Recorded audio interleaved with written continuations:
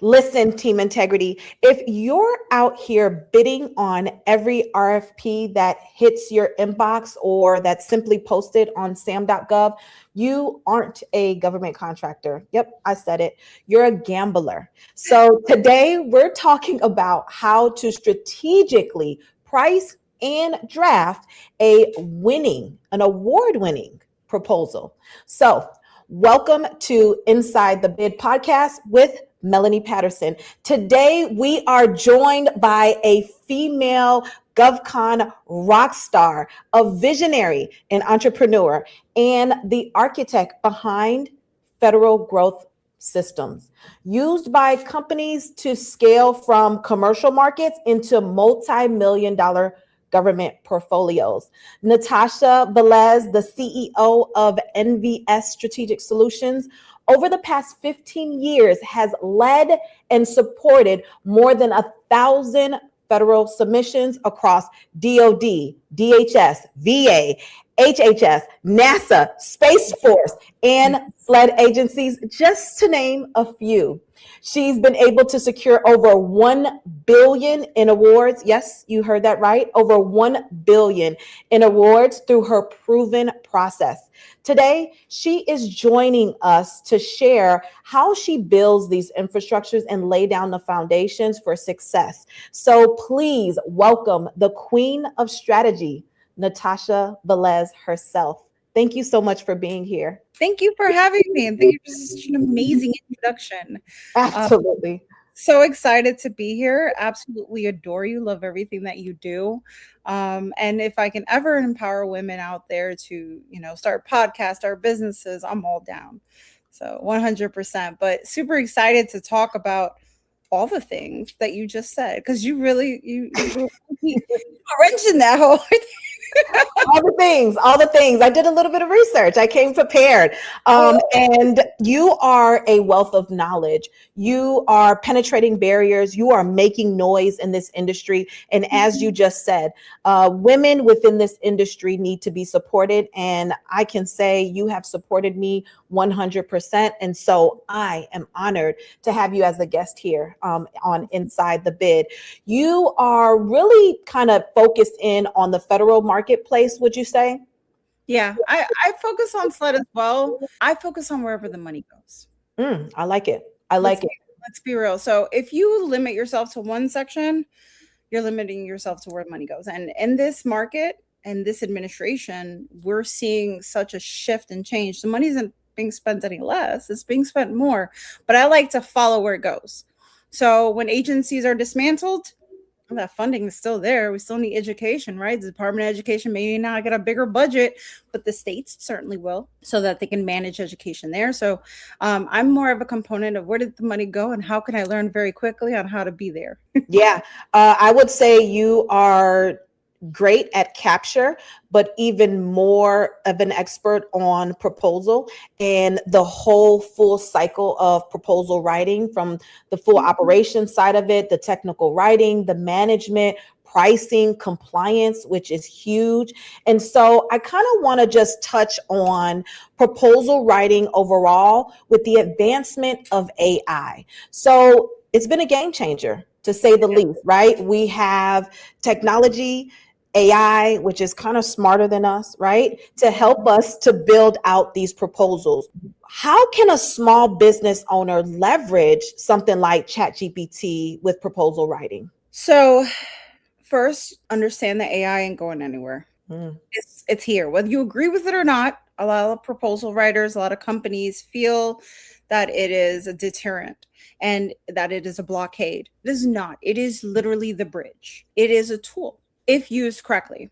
AI has been fundamentally like a game changer for our business and for a lot of the companies that we work with, because we're able to automate and find information a lot quicker and save time on things that are small tasks so that we can focus on more impactful tasks, like game changers, like coming up with the solutioning, coming up with a really good technical approach, having real conversations about what we intend to do upon execution versus, coming up with something basic like, okay, well, let's do this task and let's do this task and then try to figure that out. And things that are like small Small dollars that honestly eat up your time and resources very quickly. But also in proposal writing, let's be real, it saves time and money. Like you used to spend $175 on a proposal writer and you would. Whoa. $175 per hour. Yeah, per hour. Yeah, not a flat rate of 175 hours. Correction. You gotta still find it, but it doesn't exist. 175 per hour. And at minimum, most proposals take anywhere from 20 to 40 hours. Easily. Right. And then if you have multiple volumes, that goes in. If you have amendments, if you have modifications, like it changes. And that doesn't even include pricing. So it can get very expensive just for one proposal, which honestly, for small businesses, that used to like knock you out of the game immediately. There you go. Yep. So with AI, you can do this on your own. Learn to use it effectively.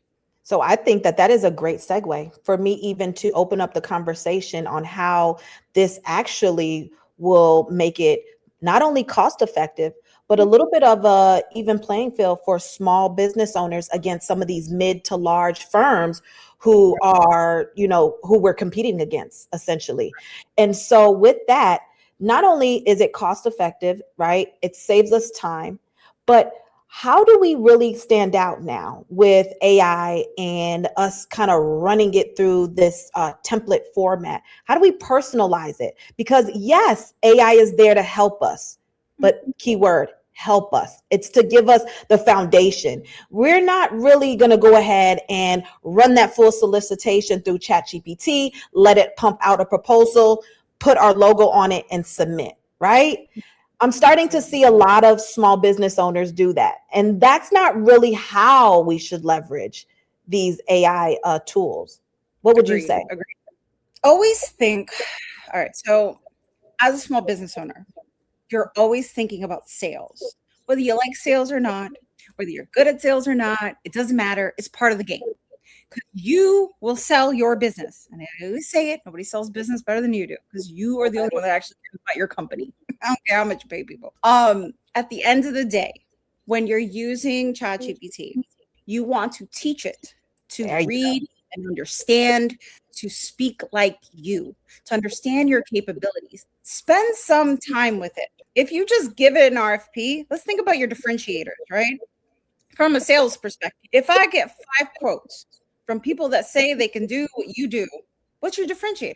What if 4 other companies, just like yourself, did the same exact thing? Now you're both coming to me with the same exact story, the same strategy, the same timeline, the same management approach. What makes you different or better? In a world where everyone sounds the same, you have to find a way to add authenticity. So you have to have a differentiator in there. So you got to put a little bit of you in there at some point. So ChatGPT has this fun tool called Projects now, right? And it has. Say that again. You kind of cut out. It has a fun tool called what? Projects. Yes. So you have projects and you also have company knowledge. The company knowledge will embed itself in your emails if you have an ERP system, right? Inside of your Slack groups or your Teams groups. Take that for what it is, but at the end of the day, it's learning. It's learning about your yeses, your nos, your capabilities, how you communicate. That's an advantage. You don't have to spend a lot of time telling it who you are. It knows if you allow it to learn about you, right? And when you create a project about your company and you upload in those files your capability statements, your past performance, do the work on the forefront. Give it all the things that you wanted to know about you so that when it does spit out a solicitation solution, it is very specific to the kind of company that you are. And now it's personalization. And to also piggyback on what you said, when it comes to throwing a whole solicitation there and asking it to do a full proposal, that is a bit much. ChatGPT can't handle that. Yep. Sections. Stick to sections. Give me very, very specific about your prompts. And I share them on my LinkedIn. Print them out. Yes. Hold them. Like I'm no gatekeeper. Like take it. Yeah. Yeah. Give it away. I love that about you. There's prompts that I use every day that just like make my life so much easier. Like give me an elevator pitch of my company. And that's my executive summary. Give it to me in 4 paragraphs.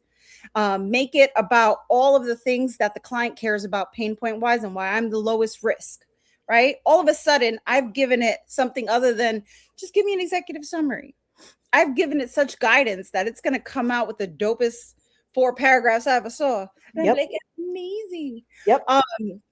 But if you use it and learn to prompt and you feed it portions, you can come out a really, really, really great proposal.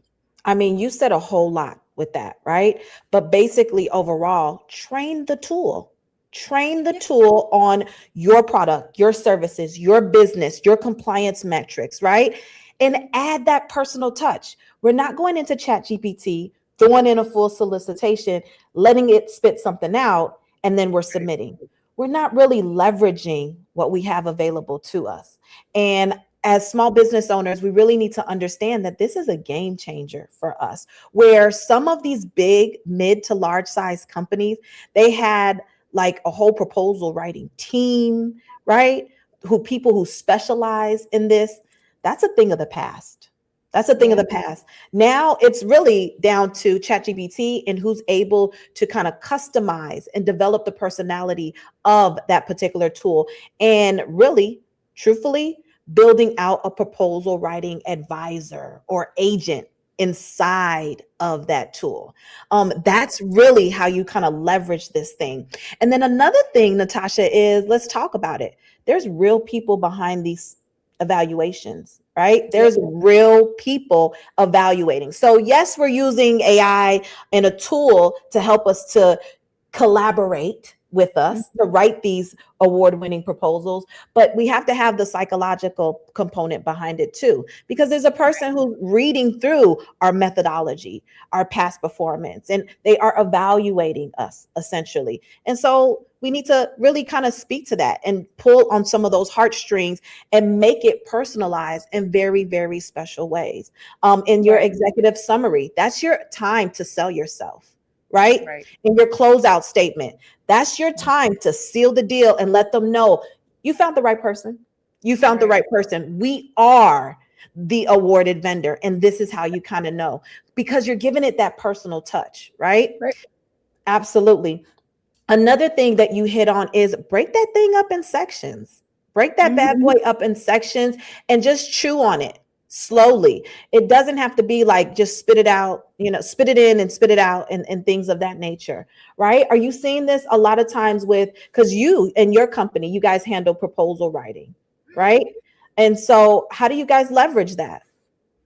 So the good and the bad, we still like to do data calls, right? Because we want to learn about your company. What we're also seeing is people use ChatGPT to answer the data calls without giving ChatGPT of who you are as a company.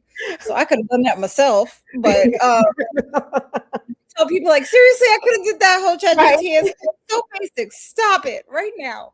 Tell me who you are in a quick bullet point. If you can't spend enough time to talk about your business, do you even care? Right. Doing at this point, I'm just saying you gotta learn. But it is one of those things where AI has transformed because we try to use it. We're very specific about how we use AI. We use it in a multiple different ways, not just ChatGPT.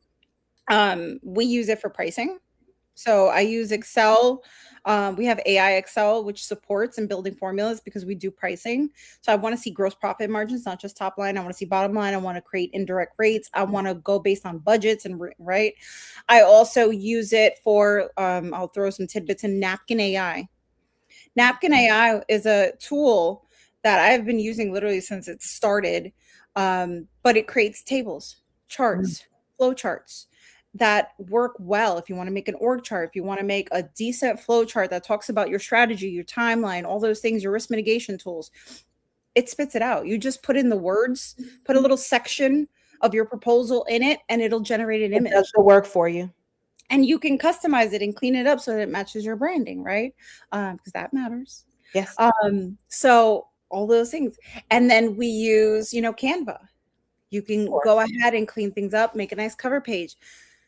Try not to be so generic, because there are people at the other end. We want things that pop up, not just in your verbiage, but in your call out. Think about it this way. When you have somebody who writes you a report of 10 pages, what is the natural way that we read? We skim it. Mm-hmm. We don't read it. We skim it. Yep. We just want the highlights, right? Yeah. Hence why ChatGPT does bullet points, because it knows that that's how we are, right? It's easier to absorb. That's what call-out boxes are. That's what images of workflow. They tell you, right? A picture is worth 1,000 words. So like you want to make sure that the image that you create showcases that. You can use that with SOAR, you can use that with ChatGPT. It'll create images. You can even ask it to give you suggestions for a call out box. Yes. What can I do that I should put in a call out box that really speaks to highlight my capabilities in this particular section? Because we don't want to just write about the solution. We want to write about our proof points. Mm-hmm. What have we previously done that shows that we can do this? Not, oh, we intend to do and we will do. Cool. We have done. And with who? So we want to put those proof points. Those are gold. Yeah. So we use AI for almost everything. Of course. But to that point though, we use AI for almost everything. But I'm saying, hey, look, how about we build out the framework, right, for our proposal? And if this is our first time taking a stab at this, I still really recommend to put it through that proposal writing expert. So you're going to come over to NVS Strategic Solutions and say, hey, look, I have a little bit of a framework. Can you build upon this? And then leverage that expertise auditing of that proposal. What do you say to that? That's a red team review. And yes, we love those. Yeah. So you want to have an expert read it just because it's not enough to just write the proposal. It's also about all the components of it. So what we've learned is it's about the capture. It's about the competition. It's about, did you meet all the compliance requirements? Have you addressed the evaluators' concerns? Because they tell you clearly. They tell you what they want, when they want it, how they want it. And there are many times where you will see an opportunity come out and you respond to it and you have the best solution and the best key personnel. And how did you lose? You lost because you went one page over. Yeah. Simple. You didn't use the right font. You didn't use the right text. Yep. I see it too many times. It's so annoying. I'm like, what? Well, just you think about it and people say, really? Are you serious? And it's true, because it's like, if you get 100 pages proposal and if somebody gives you 150, I know how I'm mitigating down to the only 10 I'm going to read, right? Exactly. Like, what's next? Exactly.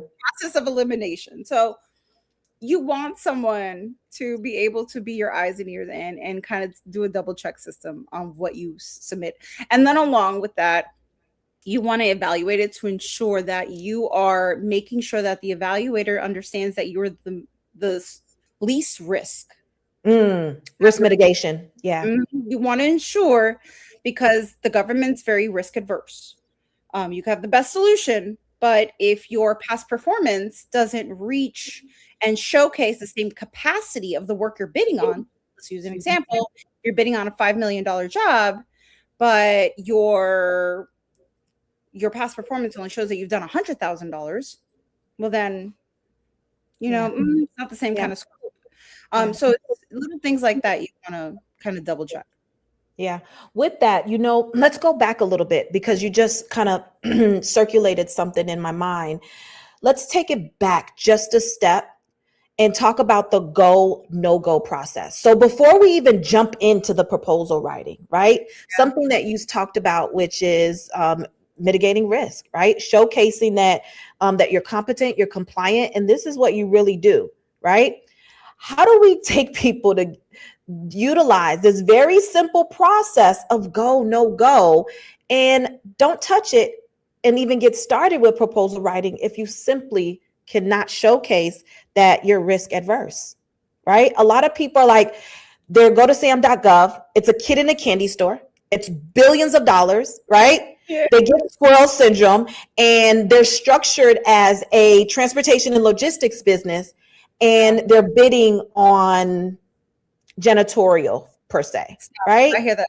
If I hear that one more time, Like, I have way too. You're speaking to the choir. I have come in with real capabilities. That's the part that hurts. Because I have, like, for instance, I have some folks that came in. I used to work for NASA, and I did this XYZ for project manager. I did this, and I did that, and I'm like, bro, that's amazing. Let's use that. And they're like, but what about this janitorial? There you go. Because it's low hanging fruit, and it's just like, that's not how this works. And they want you to write a proposal, and they just don't fit the requirement. And they don't understand as well, because they think it's easy. And I want to remind people that janitorial is not going to get you rich. But I don't know who lied. Stop watching YouTube. It is not going to get you rich. LPTA for janitorial. It doesn't take a lot to care about the service. We don't need high, low risk for scrubbing toilets. We need LPTA. Who's the lowest price? There are times that I have priced janitorial and I don't know how you make profits. Yeah. For a job, some of our clients, 1,000.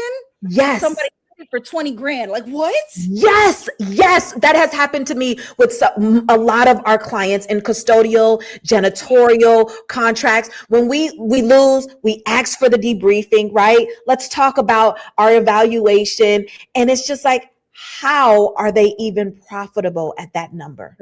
There's no way, no how that they're making money with those numbers. And so I say all of that to say it's highly saturated. And to your point, you're not getting rich off of these janitorial companies.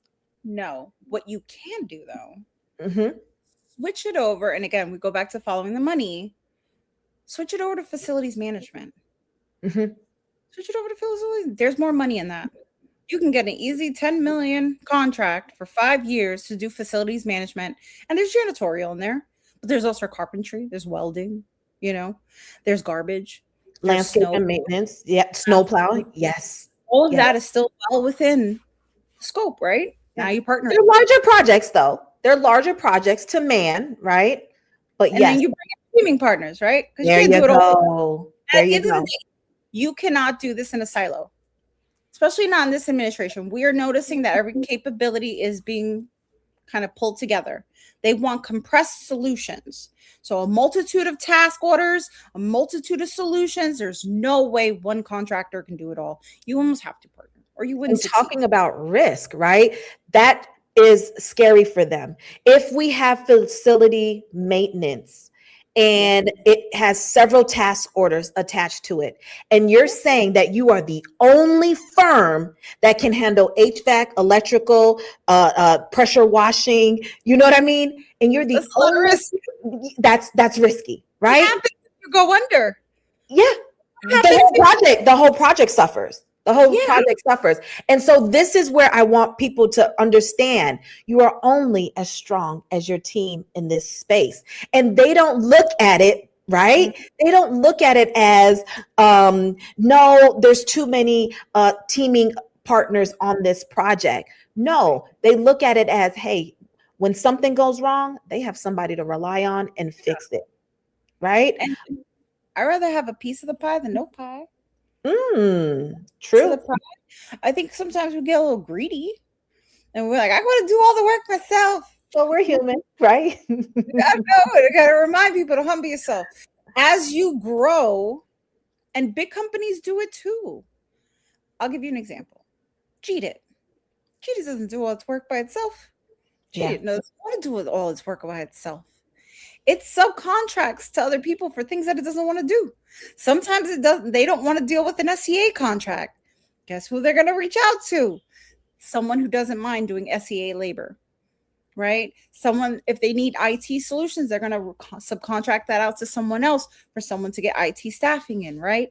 So we all use other people's capabilities, other companies. It's just a good thing, because think about it in another way.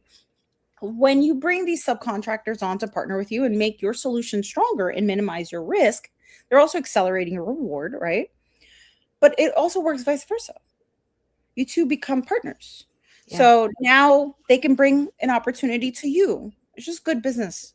So then they bring, hey, you can have a piece of the pie. That's what you want. You want people that are going to be able to feed your pipeline so that you're not spending all this time and money doing it yourself. Yeah. Yeah. 75% of your pipeline should be you subcontracting. Absolutely. Absolutely. And then you should just know how to be compliant within that. Another thing that I utilize is leveraging my partner's past performance and their experience. So now I can market and say, I have 20 years of experience in the industry because my partner does. Now I can add that in my proposal as my past performance because my partner does. And that's what this looks like. And so, how do small business owners kind of wrap their mind around the power of teaming and subcontracting and leveraging of their partner's past performance when documenting and writing that up in their proposals? I think teaming and partnerships are such a beautiful thing. It is dating, though.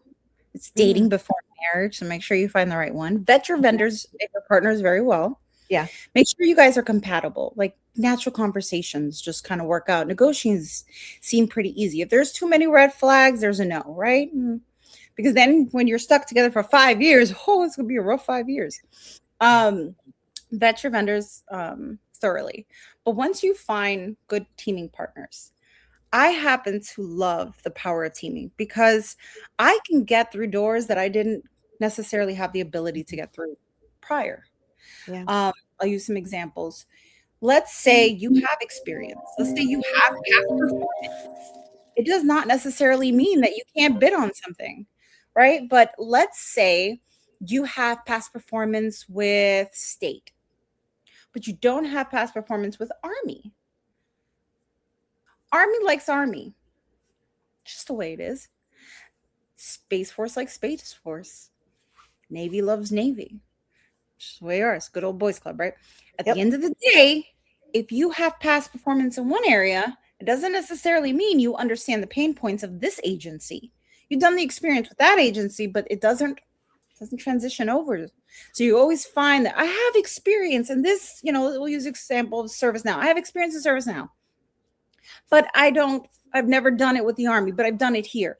That's great, but the Army can be very specific about who has a relationship with them and who does work with them because, again, they're very risk adverse.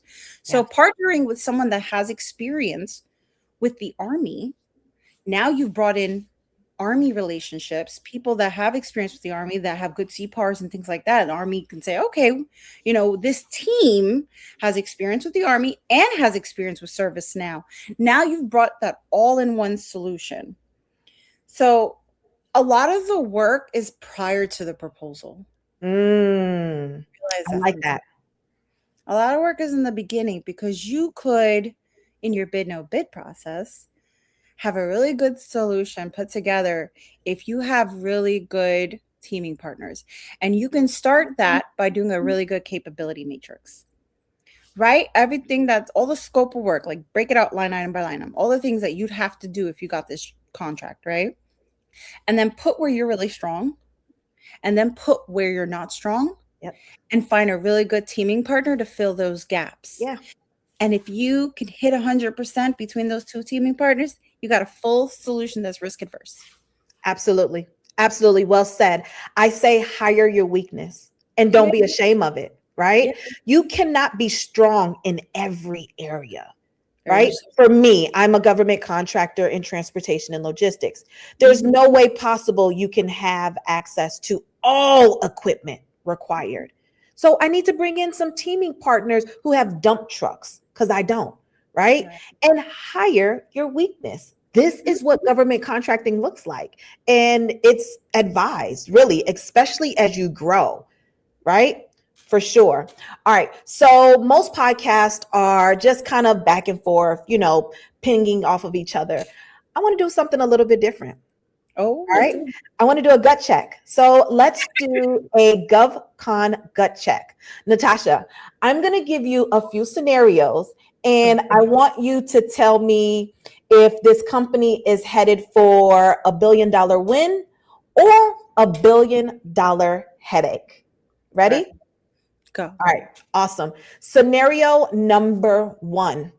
A firm has 5 stars on their past performance, doing very, very well in the government space, but their indirect rates haven't been updated since 2021.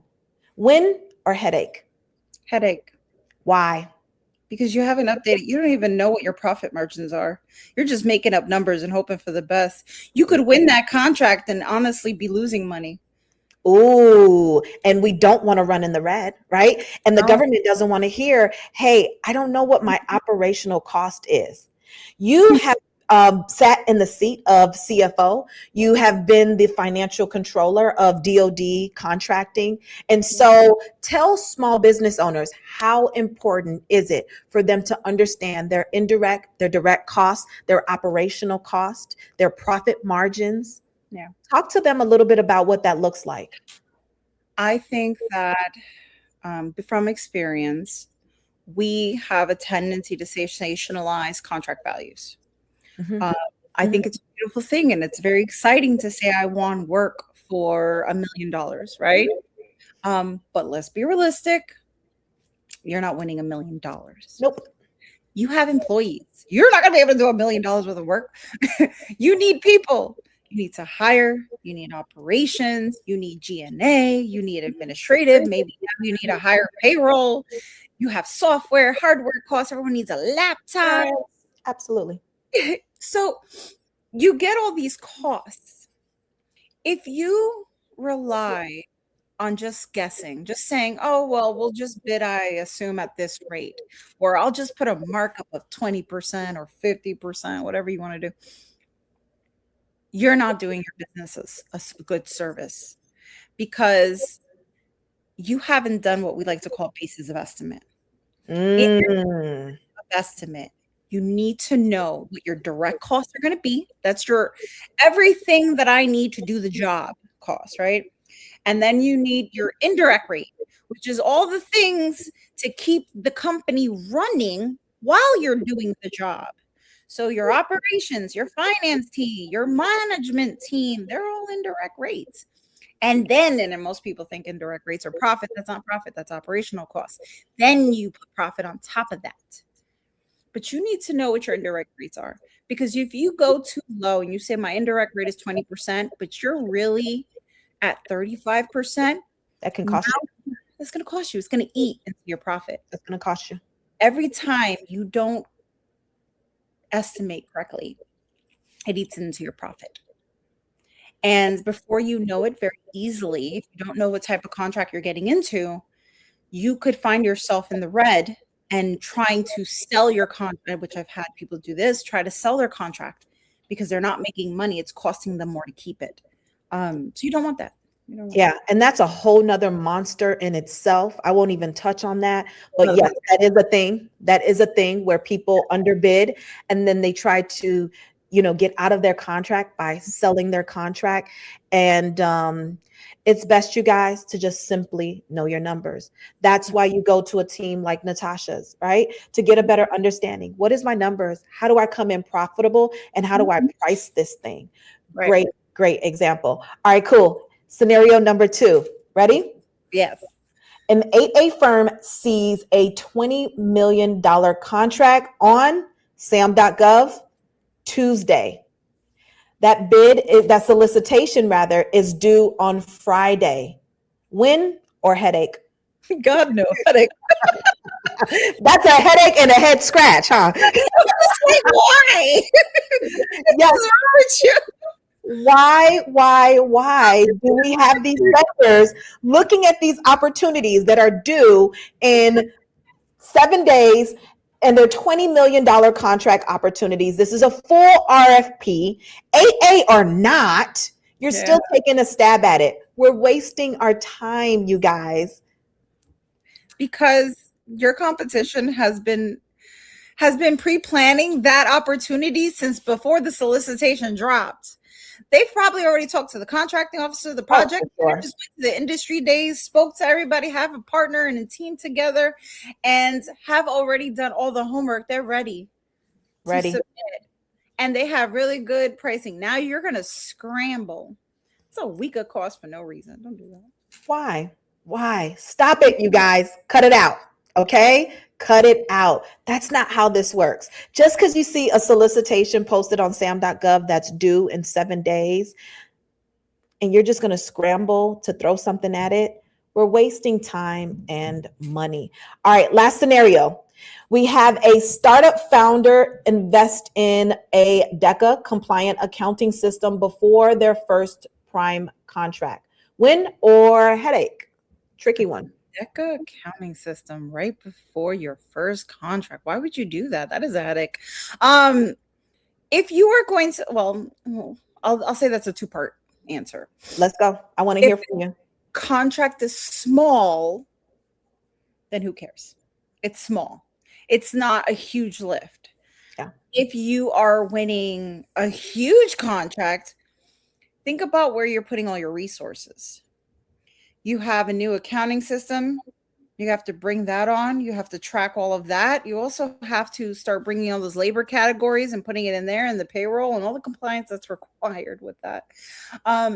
Sure, the process of learning a whole new system and integrating all that information, and you're probably going to lose all the old information. And then you have this whole new contract that you have to do a kickoff. You have to set up schedules and communication. I don't know. It depends on how big the company, but I've even seen big companies not be able to do both. It's usually one or the other. Yeah. I would say small business owners, they tend to overall run from, software because of the cost. And then now we're seeing a lot of questions surrounding a DECA compliance and things of that nature. But just to be transparent, like Natasha said, you guys, if it is a small opportunity, softwares and tools like QuickBooks, that suffice. That's able to get the job done at a very, very low cost and have you come in very competitive with your pricing. Onboarding these expensive tools for these $50,000 contract opportunities, it's just not worth it. And you're going to probably outbid yourself because of your operational cost. They're not, well, QuickBooks can be modified to be compliant. You need to get very customized with it. Yeah. But and there's other tools too. Yeah. And for instance, when you think about DCAA compliance, you can make it. It's just, again, it's the life of being a small business owner. So it's really hard, but I don't know that I'd do both at the same time. And I don't know that I'd use one to win the other or vice versa, honestly. Not if you're Yeah, that's what I was thinking about. I said she would be the person for me to ask because I didn't know. And I said, let's ask her. Think about all the costs you're having this year now too. You're also having CMMC suddenly come up. Yeah. In November, we're talking about most FAR requirements in a sub solicitation is going to have a requirement for at least a level 2. Mm-hmm. Good point. We have enough about that. Yes, I don't want to take unnecessary costs. Right. Absolutely. All right. So do some speed dating with me. Okay. I want you to do a little bit of fast talk. No overthinking it. I want the first thing that comes to your mind as a seasoned expert in this industry. I just want you to just kind of shoot first thing that comes to your mind. All right. Perfect. SAM.gov or building relationships? Building relationships. Hands down, every time. LPTA, lowest price or best value? Best value. Why? Best value is about the service and the performance. LPTA is about the lowest price, and it's not always the best option. And you could be honestly making barely any money on it. Is it even worth it? Why are we here? We're here to make money. We're transparently, right? Yeah. Yeah. I love that. Closing out, I think that because I know who I have in front of me, they may not know, right? And so your ears are to the ground and you have a plethora of knowledge and you have been in encounter with contracting officers, program managers, the list goes on. Right now with AI, with all of the things that we've kind of talked about on today's call, what is it that they're really looking for from vendors and suppliers when writing up these proposals? What are some of the buzz and the conversations that you're hearing in the back rooms? Building relationships is more about not just partnering. It's about building relationships with the agencies that you are trying to target and understand their pain points. Having those conversations, it's funny that we did a speed dating, but in speed dating, there's matchmaking in a lot of places, right? You can go to those places and actually speak to those agencies and say, hey, listen, what keeps you up at night? You wouldn't believe how honest they are. They'll be like, girl, let me tell you. And blah, blah, blah. And I just got a ton of information that I would have never gotten any other way with ChatGPT. So at some point, yes, ChatGPT helps, but those relationships, putting yourself out there is going to give you data that ChatGPT can never give you. And again, it's a tool. So you give that data to ChatGPT and it'll make a great proposal. But a lot of the things that we're hearing is the pain points of everyone's using it. Everyone sounds the same and no one sounds amazing because everyone's amazing. We have literally hit the epitome of everyone sounds the same now. We see it in our emails. We see it in our responses. We see it in everything. You are all sounding very smart, but you're not really saying anything. You say a lot without saying anything, right? Yeah. So focus on your differentiators and understand also that because of ChatGPT, we're seeing a shift in how evaluators will evaluate now. They will allow you to do a proposal submission. They will review you. And if you make it, we're seeing a lot of people do oral presentations now. Yep. Because now they want to hear you say and speak to your solutioning. They want to see and feel like you know what you're talking about and that you didn't just plug it in and just write whatever they wanted to hear. Yeah. So put your money where your mouth is and really prep to understand that this is your business plan of when you win the work, this is what you're going to do, but also be prepared to back it up because they're going to ask you. And that's what they want. That's their pain point, is that evaluators are getting an influx of increased amount of proposals coming in because now it's easier to write proposals, right? Yep. But it's not easier to award a contract because now everyone sounds great, amazing with ChatGPT. So great definitely find your differentiator. Love it. I think that, again, for me, as an awardee of an 8-figure contract, we had to not only do an oral presentation, but they invited me and my team to come sit at the table before we actually got started with like kickoff. You know what I mean? You know what I mean? This proposal was great, right? But now I needed to do an oral presentation. After the oral presentation, they invited me and my team to come and sit down, and then we were awarded the next phase of project launch. And so, yeah, like you said, they're getting an influx of proposals, but that doesn't mean it's easier to award. They're still looking for a very customized, very tailored approach to where you can really showcase what are your differentiators, why you amongst the 50 that I have in front of me. And they're trying to weed them out. Trust me, they really are. And so you hit the nail on the head with that one. I'm not going to keep you too long. I know you are a CEO, a busy woman, but I want to give you a moment to promote your power. You are out here truly, truly doing God's work. You are impacting the people. You are one of the women in this industry that really support other women in this industry. Many of them say that, but you are a woman of your word. You showcase that. And so I know that you have a lot of things going on, from the GovLearn Gateway to your GovCon Queens podcast to NVS Strategic Solutions. Tell the people how they can find you and some good things that you have going on coming up in 2026. Absolutely. So thank you. I got a little emotional. I was like, oh my God. I did too. I did too. Shit. I'm gonna cry.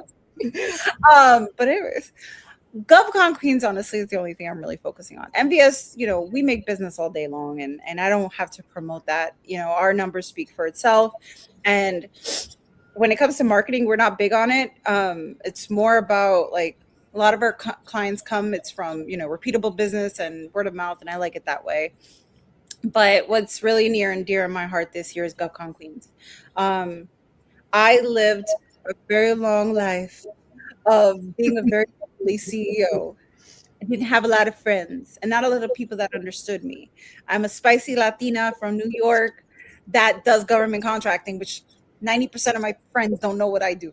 And in this industry, I've met a lot of amazing women, but a lot of women that sadly try to like pull the rug from under me or pull the, whatever, the ladder, and just wouldn't let me rise. And so I never understood that because I always felt, and my greatest point has always been, we can all eat here. But that says something about them more than it does about me. So for 2026, my goal is to support women, to share. We created GovCon Queens as a free community for all women in government contracting because we need it now more than ever. Yeah. I want women to have a voice. I want women to have partnerships. I want women to share books and aspirations and YouTube videos and a positive place. You're not allowed to shut people down, and you only uplift. And that is the goal. And so that community has grown in only 3 weeks to 300 members, and it is only going to grow from there. Our goal this year, we are planning a GovCon Queens cruise. Ooh, so all count women me in contracting, it's going to be fun. We are connecting and partnering with Virgin Voyager to do a 6-night cruise along the Caribbean. There's going to be networking events. There is going to be, matchmaking events. There's also going to be, massages and pina coladas. Ain't nothing wrong with that. We're here to have fun too. But it's a way for women to relax, get to know each other, become friends. This industry has been about the boys club long enough. There are a lot of empowering, impactful women out here doing amazing things every day, and we need to start clapping for each other. And that's okay. So that is my goal this year. That is my dream. And all I want is for everyone to pay it forward. Everyone, give her a compliment. Tell her thank you. Give her a hug. Give her an ear. Whatever that looks like, pay it forward. I have enough blessings. There are women out there that need it more. Very, very, very well said. I personally can identify with you. Being in transportation and logistics, that's a predominantly male, white male industry. And then attaching government contracting. And so I thank you so much for providing a safe space and allowing us women to understand what this looks like in a very lonely space. And so how can they find you and join as a member for GovCon? You can join at www.govconqueens.com. The minute you click on join community, you'll get a pop-up that allows you to just put your email and your name, and you'll be able to have access to the community immediately. Completely free. Yep. Beautiful. Thank you so much, Natasha, for joining me. It has been an absolute pleasure. And till the next time, girlie. All right, my love. Bye. Bye-bye. Thank you.